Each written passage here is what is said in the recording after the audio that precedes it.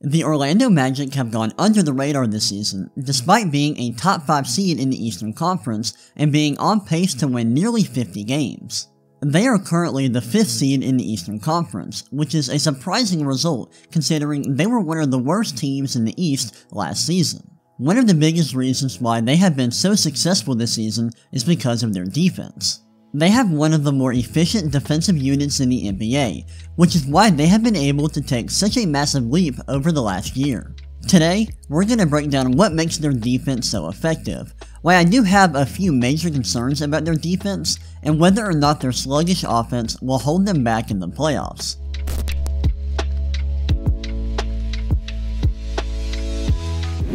The Orlando Magic were pretty solid on defense last season, sporting the 14th best defensive rating in the league in 2022. This season, their defense has taken a huge leap, as they now rank 2nd in the league in this metric. The Magic have a unique defensive profile. The reason being is that they do a lot of small things at a very high level on this end of the floor, but they also have some major issues. Let's start by looking at what they do well.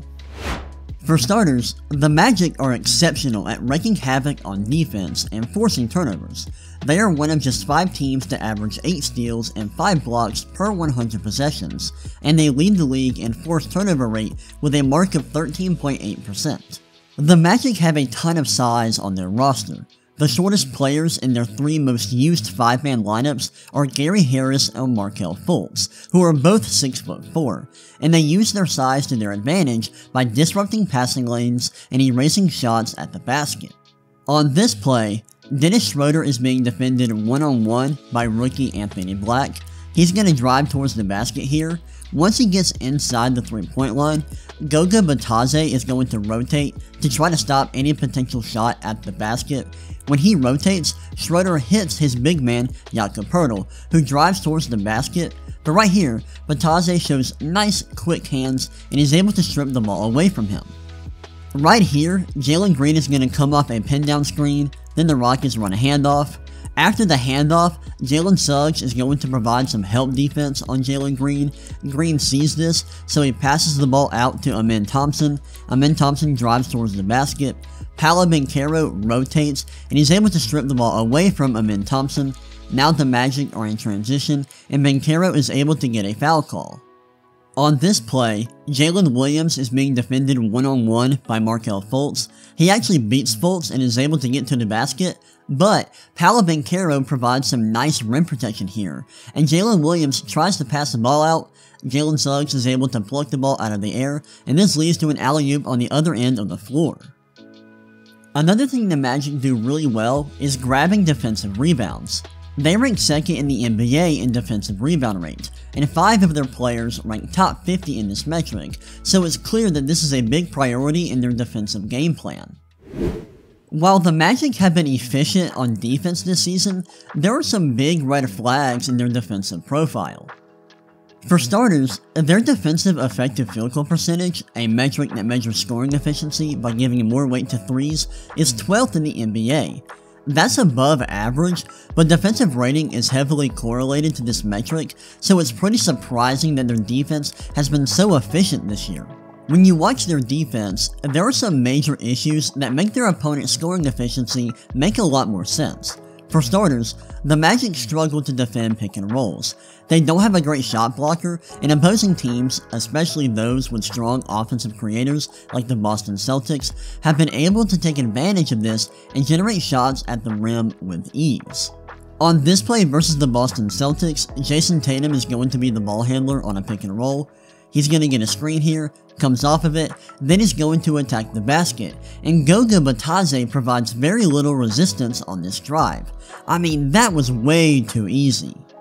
Here's another example of some questionable pick and roll defense from the Magic. On this play, Trey Murphy has the ball behind the 3-point line. He's going to pass it to Herbert Jones on the wing, who's going to pass it to CJ McCollum.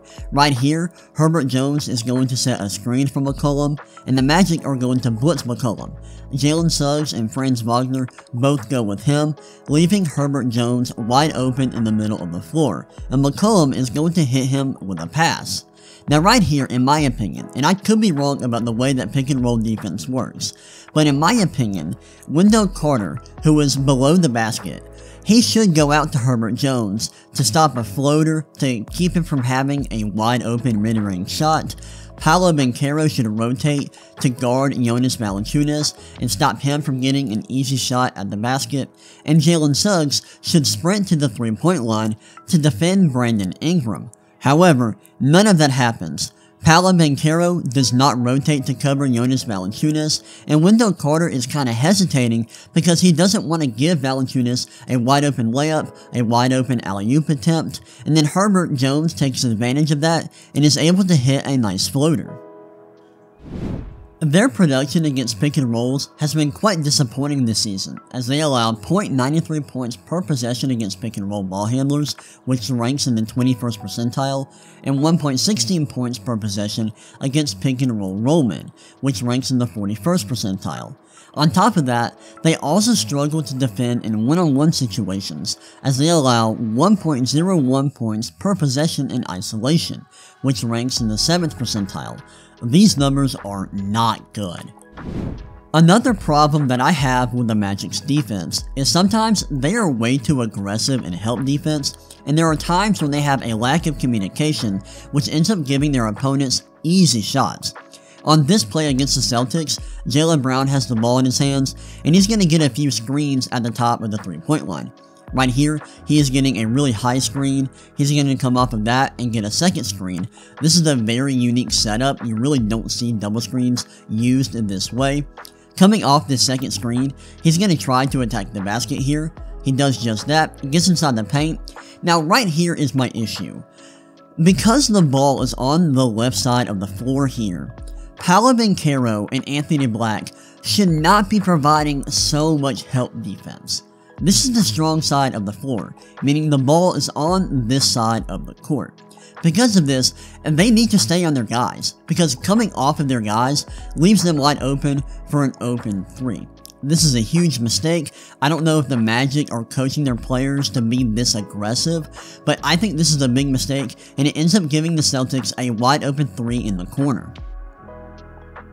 This play right here is a good example of how sometimes the Magic have a lack of communication. The Lakers have a out-of-bounds play on the sideline. LeBron is going to throw the ball in to Jackson Hayes, and then he is going to act like he is coming off of this screen from Austin Reeves. However, and this is a great play design from the Lakers, he's not coming off of this screen. He's actually going to set a screen for Austin Reeves, but the Magic don't really communicate here. I think Jonathan Isaac thought he was going to follow LeBron and Cole Anthony was going to follow Austin Reeves coming off the screen, but none of that happens. There seems to be a lack of communication here, and this leaves Austin Reeves wide open for an easy three. All of these issues are really concerning because teams with strong offensive units are going to be able to exploit them in the playoffs. I'm just not sure how long the Magic are going to last in the postseason with a weak pick and roll defense and an aggressive defensive playstyle that leads to lapses in help defense. Now, what about the other side of the ball? What about their offense? Unfortunately, there are big question marks here as well.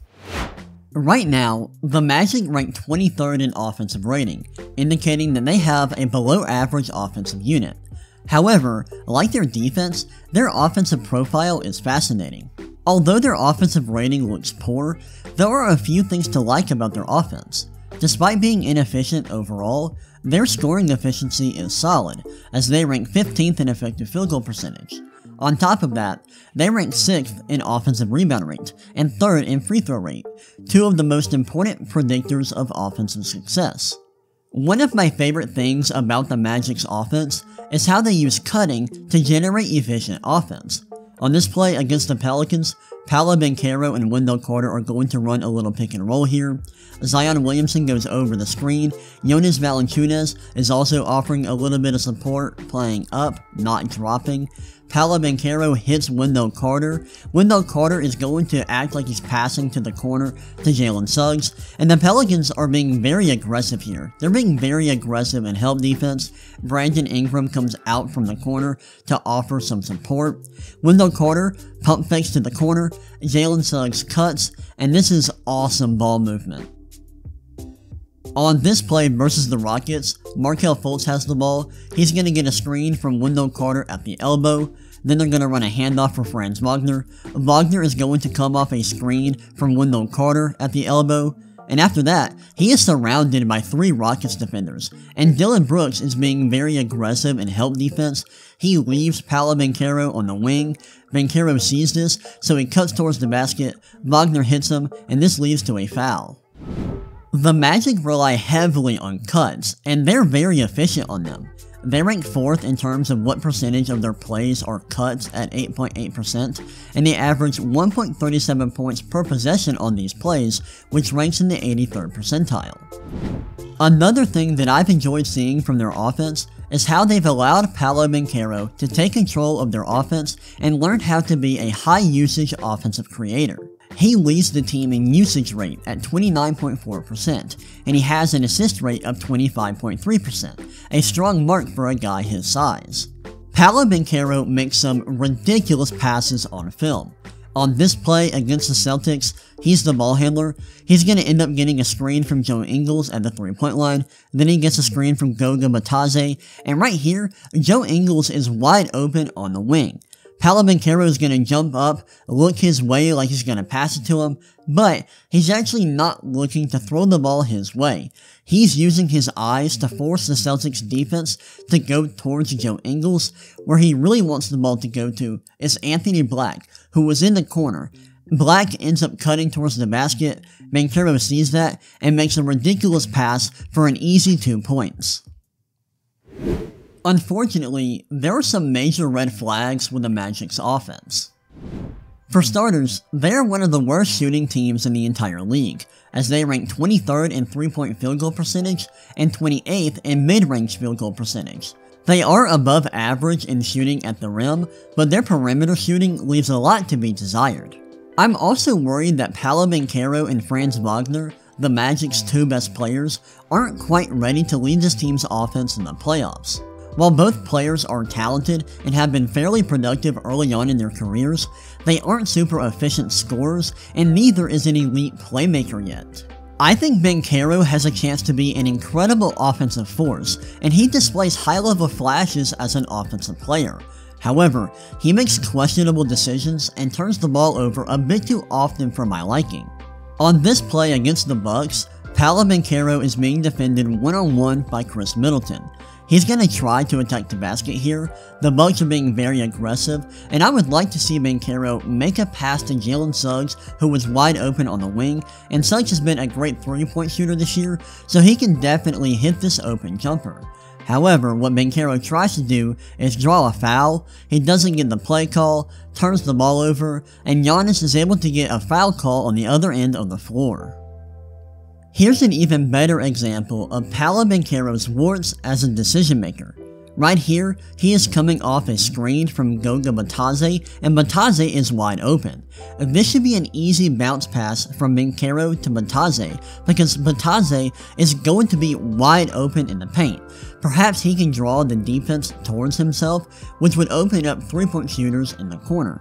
However, Banchero doesn't decide to hit him with a pass. Instead, he decides to jump up in the air for some reason, which is going to make any pass more difficult, and then he decides to try to hit Jalen Suggs on the wing, and this ends up being a turnover, and this ends up leading to points on the other end of the floor for the Celtics. In some ways, the Orlando Magic are being under-discussed to a criminal degree. I mean, the fact that a team this young is having so much success despite having very few expectations heading into the season is incredible, and more people should talk about the way this team is playing.